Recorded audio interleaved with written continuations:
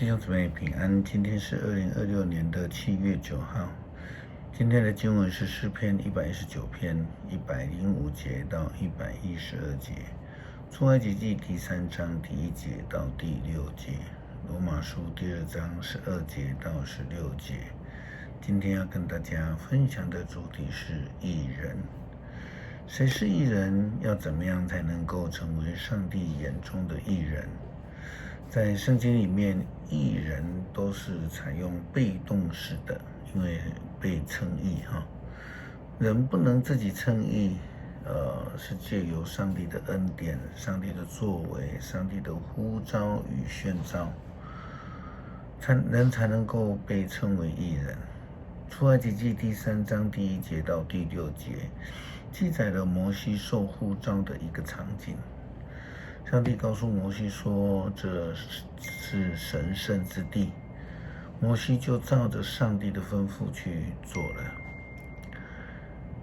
圣经记载，有一天，摩西为他的岳父米甸的祭司耶特罗放羊，他领了一群横跨沙漠，到了上帝的山何烈山，在那里上主的天使像火焰，在荆棘中呢，向摩西来显现。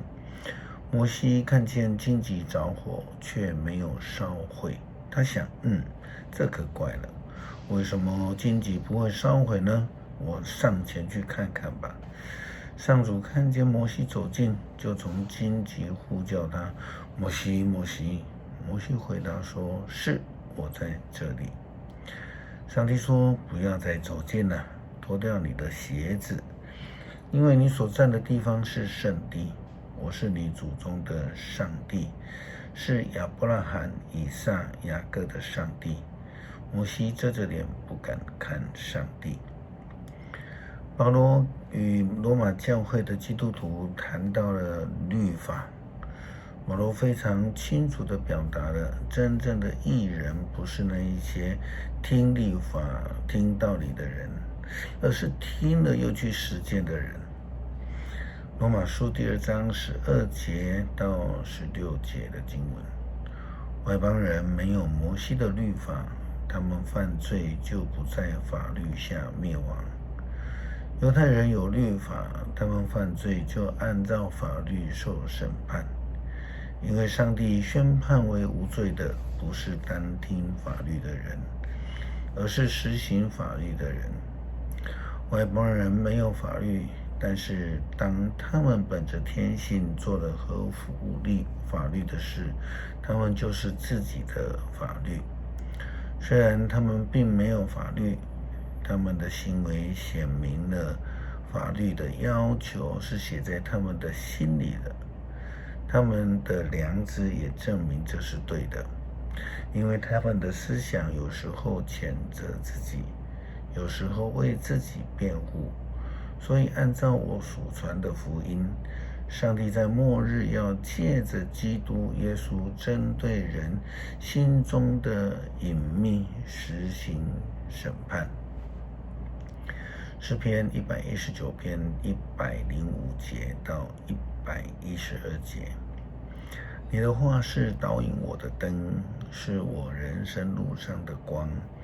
我要持守严肃的诺言，遵守你公义的教导。上主啊，我受的痛苦非常沉重，求你照你的应许赐我新生命。上主啊，接纳我感谢的祷告，求你把你的命令教导我。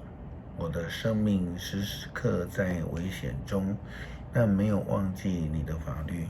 邪恶的人设网罗要陷害我，我仍然没有违背你的命令。你的诫命是我永久的产业，是我心中的喜乐。我决意遵守你的法律，直到我生命的终结。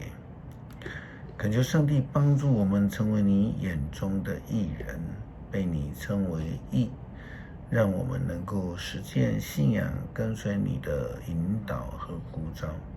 让祷告是奉主耶稣基督圣名求，阿们。